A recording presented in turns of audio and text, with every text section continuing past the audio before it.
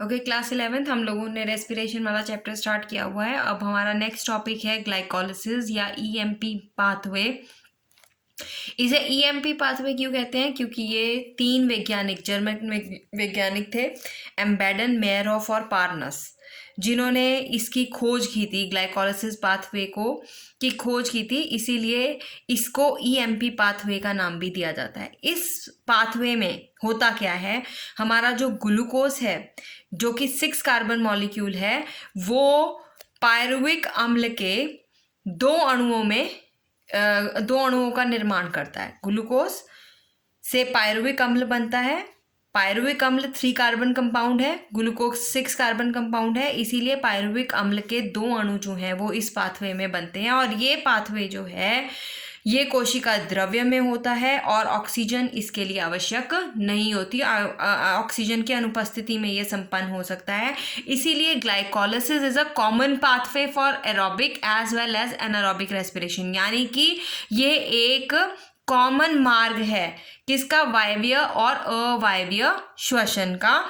कहाँ होता है? कोशिका द्रव्य में, और इसमें ऑक्सीजन की आवश्यकता नहीं होती। इसमें फाइनली होता क्या है, ग्लूकोज का एक मॉलिक्यूल पायरुविक अम्ल के दो मॉलिक्यूल्स या दो अणुओं को बनाता है। और ये जो पायरुविक अम्ल है, क्योंकि ये 3 कार्बन कंपाउंड है, इसलिए एक ग्लूकोज से हमें दो अणु जो है वो मिलेंगे ही मिलेंगे। अब ग्लाइकोलिसिस पाथवे में रिएक्शंस क्या होती हैं वो मैं आपको दिखाऊंगी। पहले देखिए, हमारे पास ये जो ग्लूकोज है, ग्लूकोज से बन रहा है हमारे पास ग्लूकोज 6 फॉस्फेट।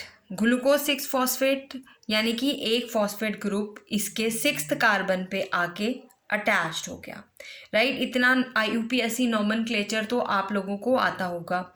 ग्लूकोज से पहले क्या बनेगा? Glucose 6 phosphate. और ये फॉस्फेट कहाँ आके लगेगा? उसके 6th कार्बन पे। और ये फॉस्फेट आएगा कहाँ से? ये फॉस्फेट आएगा ATP से, राइट। ATP अपना एक फॉस्फेट दे देगा, यानी कि एडिनोसिन ट्राइफॉस्फेट है, इसने अपना एक फॉस्फेट दे दिया, तो ये हो गया ADP, ठीक है। ADP में बदल गया और एक फॉस्फेट जो है वो ग्लूकोज के 6th कार्बन के साथ जाके अटैच्ड हो गया। और इसमें कौन सा एंजाइम, किस एंजाइम ने हेल्प किया? हेक्सोकाइनेज ने। ये ग्लाइकोलिसिस बेसिकली मतलब इसके मोटे मोटे अगर मैं स्टेप्स कहूँ तो 2 स्टेप्स होते हैं। एक होते हैं प्रेपरेटरी फेज, रचनात्मक अवस्था, एक होती है फलदायी अवस्था।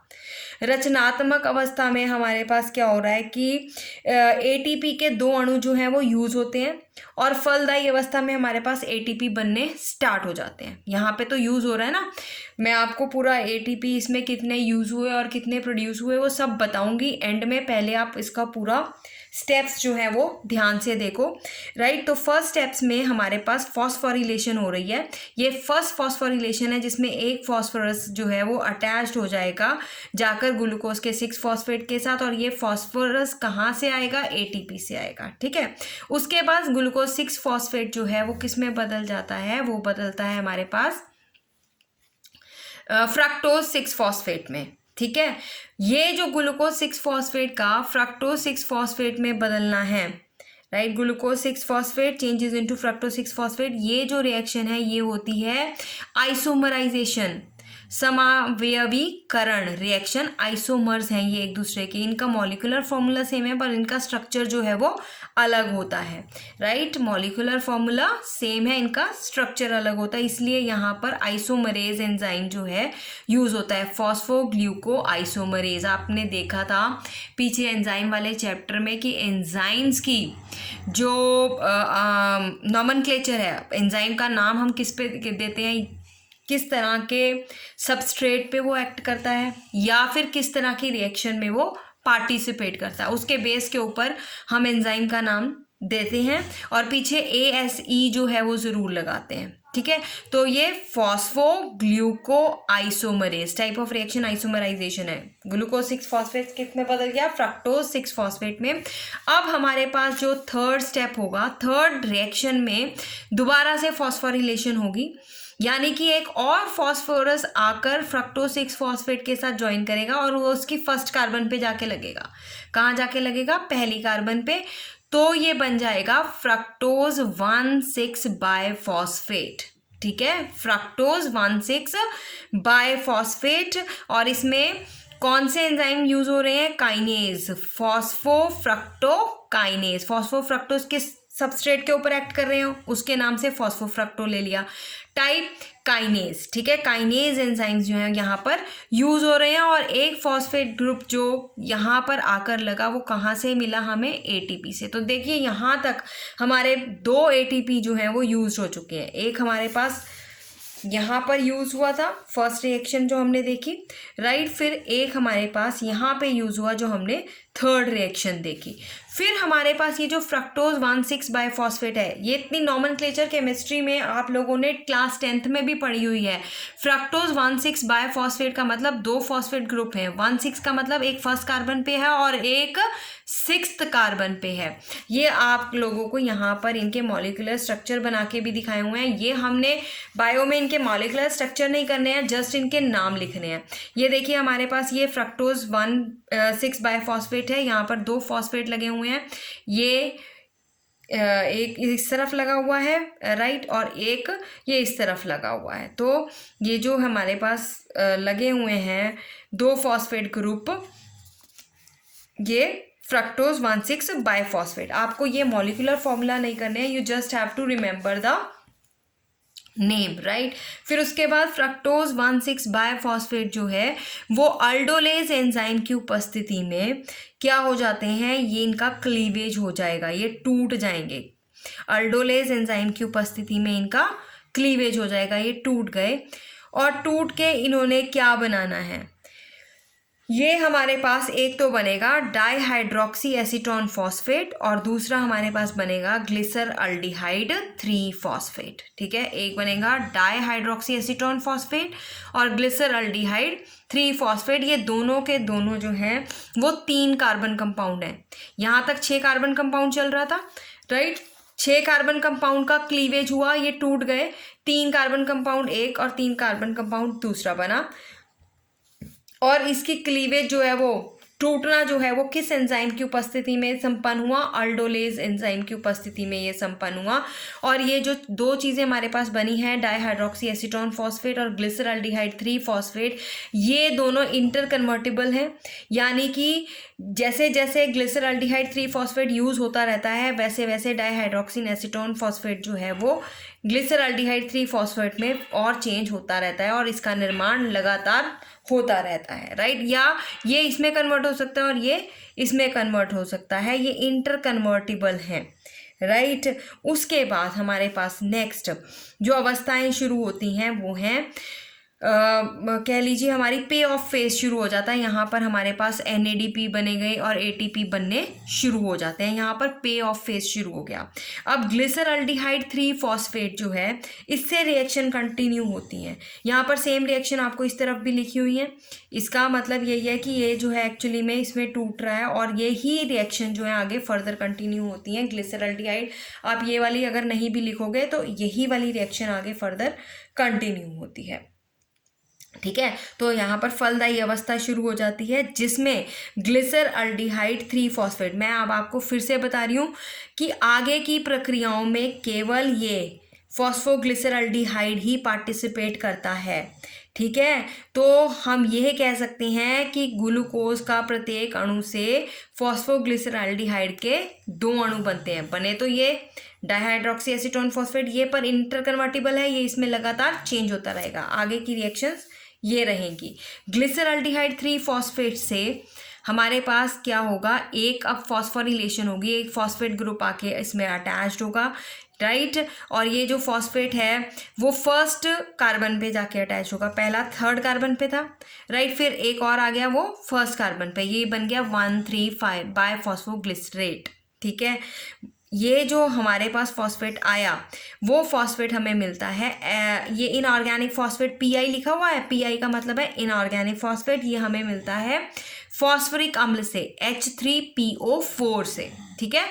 H3PO4 से ये फॉस्फेट मिला और ये फॉस्फेट इसके फर्स्ट कार्बन पे आके अटैच्ड हो गया and this glyceraldehyde 3 phosphate is changes into the 1,3-फॉस्फोग्लिसरेट, राइट। 1,3-फॉस्फोग्लिसरेट में ये बदल जाएगा और बाइफॉस्फोग्लिसरेट में, और यहाँ पर एक NADH का भी निर्माण होगा, याद रखना, ठीक है।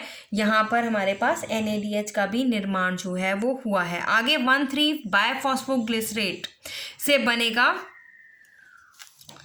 3 फॉस्फोग्लिसरेट। अब यहाँ पर क्या हो रहा है बच्चों, यहाँ पर एक फॉस्फेट जो है वो निकल गया, राइट, यहाँ पर एक फॉस्फेट निकल गया है, और ये जो 1,3 बाइफॉस्फोग्लिसरेट है ये किस में चेंज हो गया, 3 फॉस्फोग्लिसरेट में। फर्स्ट कार्बन के साथ जो एक फॉस्फेट लगा हुआ था वो निकल गया, और वो फॉस्फेट किसने लिया, ADP ने लिया, और ADP ने एक इनऑर्गेनिक फॉस्फेट लेकर किसका निर्माण कर दिया, ATP का, एडिनोसिन ट्राइफॉस्फेट का।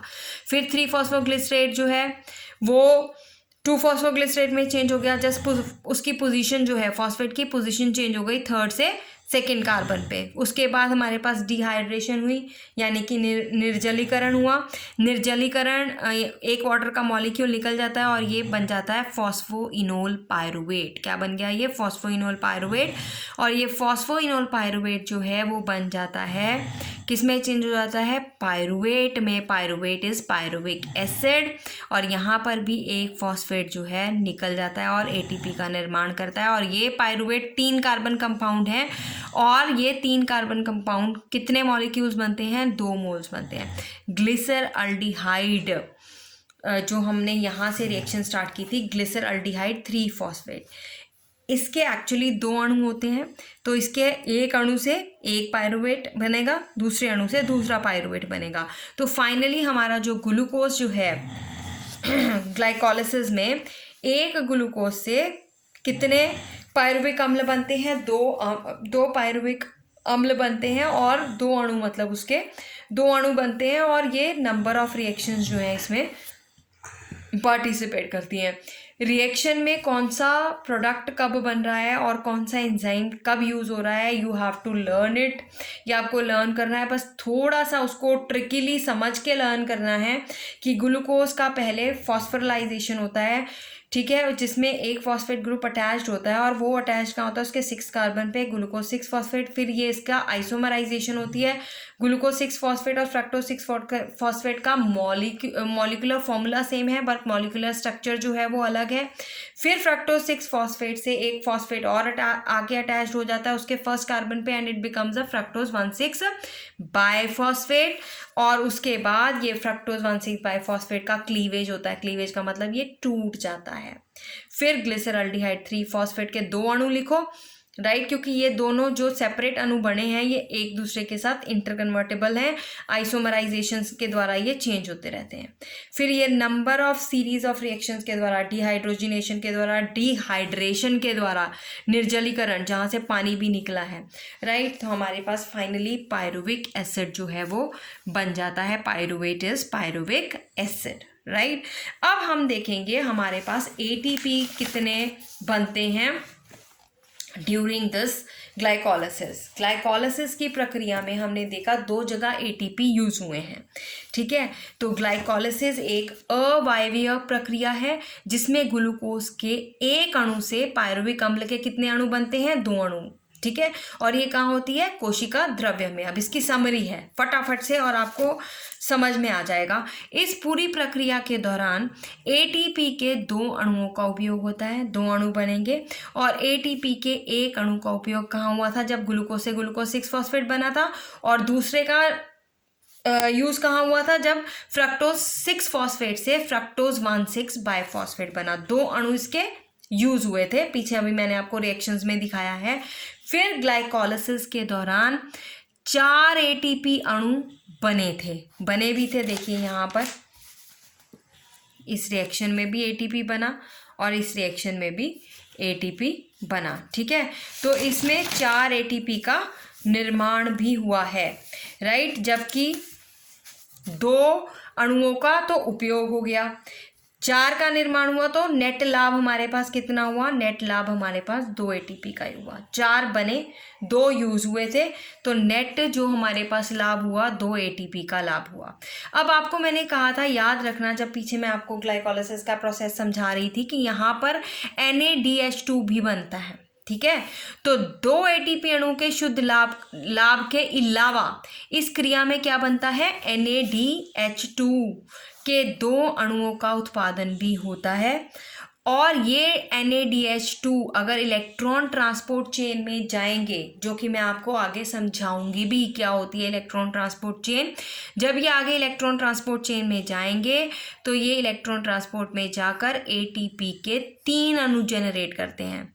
एक NADH2 से 3 अणु ऑफ ATP बनते हैं, राइट। और 2 NADH2 से हमारे पास कितने ATP बनेंगे, 6 ATP बनेंगे।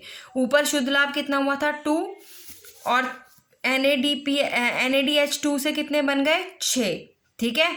2 NADH थे ना, एक NADH से 3 बनते हैं, 2 से कितने बन गए, 6, 2 और 6 कितने हो गए, 8 ATP। तो टोटल 8 ATP का शुद्ध लाभ होता है अगर हम एरोबिक रेस्पिरेशन की बात करें ग्लाइकोलाइसिस प्रोसेस में, ठीक है। आगे का जो स्टेप्स हैं क्रेब्स साइकिल के मैं आपको नेक्स्ट वीडियो में समझाऊंगी।